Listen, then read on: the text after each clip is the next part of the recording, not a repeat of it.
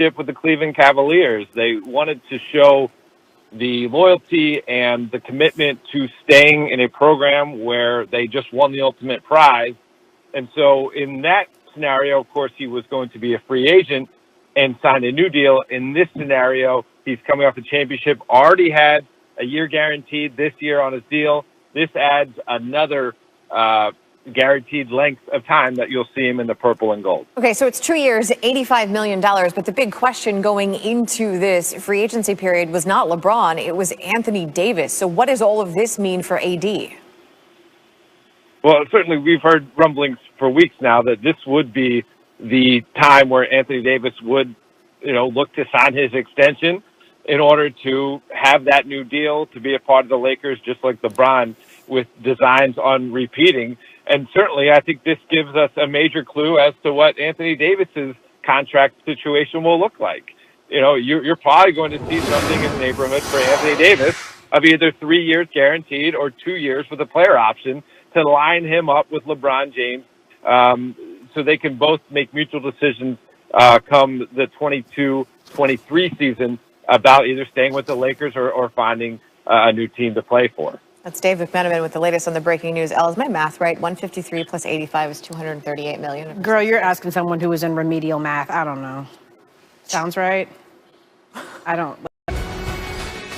Hello and welcome to Access Sportsnet Lakers. I'm Chris McGee. Joining me, Laker insider Mike Bresnahan and writer for The Athletic, the Lakers beat writer, Bill Oram, in the holiday spirit. Bill, you've come so far. You must be proud. You are now our leadoff hitter. First show, season number 9. Good job, Bill. Really proud of you. I mean, don't I want to be the cleanup hitter? No, lead off. That's the metaphor. Bill, think of where you were just a few years ago. You had to pay AJ to come on our 9-hole. Yeah. True. What are you drinking, Bill? Oh, this is a little bit of nog with spiced with brandy. Good man. And that's why he's the leadoff hitter for our shows. Oh, God. That's why he leads off, ladies and gentlemen. Let's get right into it because we got fun stuff to talk about. Right. We have jobs. We have a new season. This is exciting. According to Woj at ESPN, the Christmas Day slate of games are out, and it looks real nice. Pelicans with Zion and Brandon Ingram play Jimmy Butler in the Miami Heat. Perez in the early morning game. You're not even up yet. No, sir. Followed by the Warriors Bucks. That's fun. I Celtics might be up for that. Versus KD, Kyrie, and the Brooklyn Nets. Then prime time, of course, your champion Lakers taking on Luka and the Mavs. They're going to wrap it up, a little revenge game for the Clippers, taking on the Nuggets. Remember when they were up 3-1? The Nuggets came back to win. So that's going to be fun. There it is. Awesome slate of games. We all heard it was going to be Warriors, guys, but it's Luka and the Mavs coming to town. Do you like it?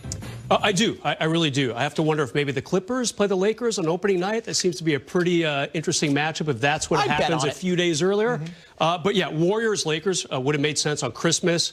Of course, Clay getting injured kind of put a damper on that for sure. But some really good matchups. I mean, I'm really excited to see if the Bucks look good with their new point guard. But of course, this is the one that we'll be talking about a lot. We don't know if Kristaps Porzingis will be playing in this. That the Mavs kind of being a little hush-hush about his health status. But we do know that Anthony Davis, LeBron James, Schroeder, Montrez, and friends will all be up and ready for this one. Pretty excited. And Bill, when LeBron James comes to the Lakers for the third straight year, you are primetime game on Christmas, my friend. Oh, absolutely. I mean, listen, we all know what LeBron and the Lakers now represent. I mean, it's the greatest player in the game and the most glamorous and right now the greatest team in the league. So it's a no-brainer to put him in that slot. And I like the matchup also. I'm with Brez. I was kind of anticipating Warriors. We've certainly seen Clippers there in the past. They played the Nuggets in the conference finals. But in terms of a sexy matchup and big-time stars, you've got the current face of the league in LeBron James, and then a guy who, really I think a lot of people have kind of circled as one of the next faces of the league, if not the next face of the league, a guy who plays the same way as LeBron, a pass first but can get his own too, a global appeal. I mean, that is a huge matchup and really appealing. And by the way, one of the best games of the year last year, early in the season in Dallas, Lakers beat the Mavericks in overtime. I mean, Luka's going off, LeBron's going off, Danny Green hits the corner three to force overtime. Dwight murders Seth Curry. There's a warrant out for him still. It was for that screen. It was a great game, and I think that there is some drama and intrigue in that matchup. Bill on fire already. Lakers basketball 10 days away. Yes, you do. Mute him. Purple and Gold will play 4 preseason games. First 2 are at home against the Clippers, the 11th and 13th. Then they head to Phoenix, take on the Suns for 2 more games, December 16th and 18th. So what does LeBron James think about preseason being so close? He spoke about it exclusively with our own Allie Clifton and Richard Jefferson on the Road Trippin' podcast. Preseason, I'm not quite worried about. I am rounding 36. James Worthy is going to be really mad if he comes into the studio and has to talk about basketball without you. Listen, big game, James. I love you. Hopefully see you in the studio. We're going to have a stogie together. We still need to have a championship stogie together for sure. Toast to this tequila. That's nor here nor there. We say that for the side. But don't worry about me in the preseason. I'm not worried about you in basketball. I want to know, as an individual that pays attention to this stuff, like, how is it? Like, we watch now. It's like you see all these college football games getting canceled, postponed, and college basketball is like, we're ready to start. It's like, no, you're not. No one's starting. College basketball has done what they needed to do. They just went, literally, they would send teams to an area for 10 days, and they'd get 3 straight games in. Yeah. So that they could, like, limit the travel time. That's actually smart. It is smart. It is smart. And it's very smart. So I'm very intrigued on seeing what's the protocol is going to be. There's been discussions, there's been talks. They wanted to make sure that we can get the season going, obviously for a lot of different reasons. Money. The biggest reason. But the safety of our players and the safety of our owners and the safety of our GMs and the safety of our coaches and training staff and things. That's more important than anything.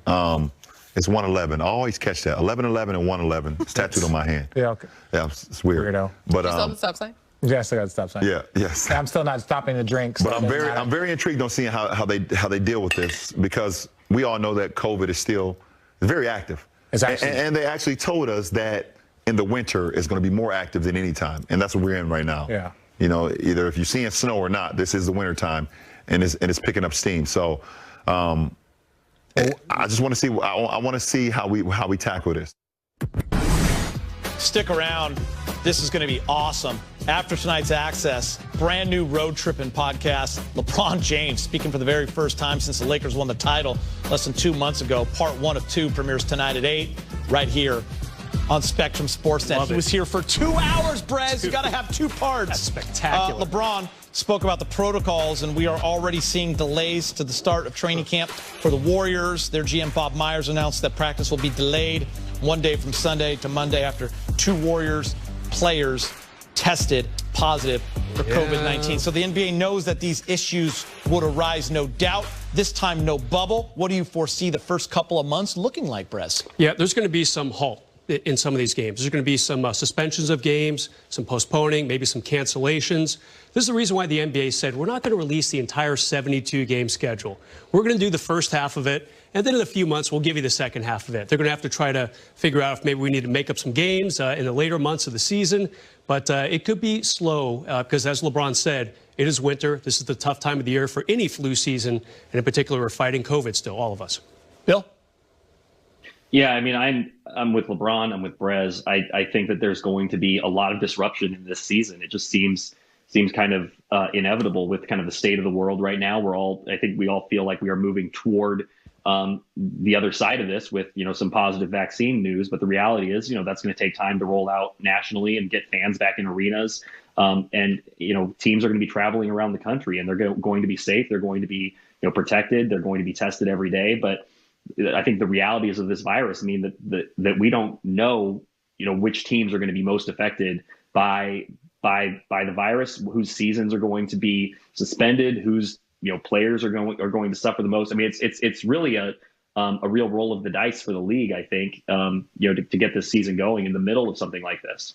All right, guys, the Lakers roster is near completion, but the biggest chip has yet to fall. Anthony Davis remains unsigned. Multiple media reports have indicated the sides were meeting on Tuesday. AD is entering year 9, coming off a season where he averaged over 26 points, 9 rebounds for the Lakers, on their way to their 17th title in franchise history. Why do you think they're taking their time on this one, Brett? Yeah, I have a feeling AD, who definitely has plenty of leverage on his side, He's probably talking to the Lakers about the future. You know, what are their plans next summer during the free agency period?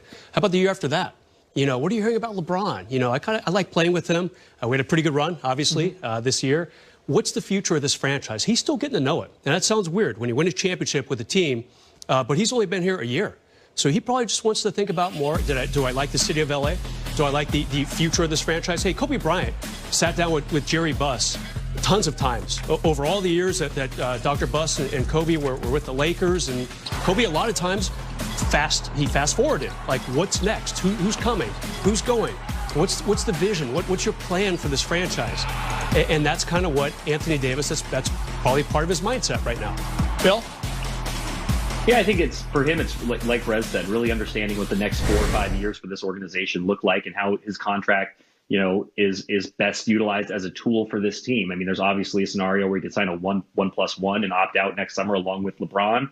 But, you know, they still are going to would be really hard pressed to create cap space for like another max player like Giannis, even with LeBron and AD opting out next summer. So it just really comes down to when Anthony Davis wants to hit free agency again to maximize his earning potential and to make sure, I think, like Brett said, I think we all think that he's a long-term piece for the Lakers, but you know, this is one of those rare times in a player's career where you have some leverage and he can dictate some terms, a little bit of how he sees this going also, to make sure that the Lakers are as committed to him as they are asking him to be to them. Now, of course, that's going to be the case. That this is a marriage that both sides very much want to work long term, but you still have the conversation, you still take your time. And as you heard from LeBron in that great conversation with Allie, you know, there's no real rush for their stars. LeBron might not play in preseason games, it sounds like. And for Anthony Davis, you know, he can ease into training camp. He doesn't need to be there on day one, you know, nose to the grindstone like he was maybe last year. You know, they can ease into this season, and with a short off season, a short negotiating period, that also applies to free agency for a star like Anthony Davis. And Brez, Bill mentioned the 1+1. What kind of contracts can he sign?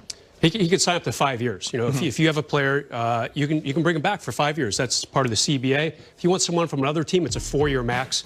And here are the numbers. You know, 5 years, 190. That's a lot of money right there. I think he goes 2 years. That's my prediction. 2 years plus a player option for a third. If he signs 2 years, as you see at the bottom, he gets that magical 10-year service. Why is that significant? Because then once you hit 10 years, he can opt out for that third potential year. That would be his 11th year, and sign for a boatload of money. If you play 10 years, you have a lot of accolades in your past, all-star appearances, Defensive Player of the Year awards, whatever it might be. You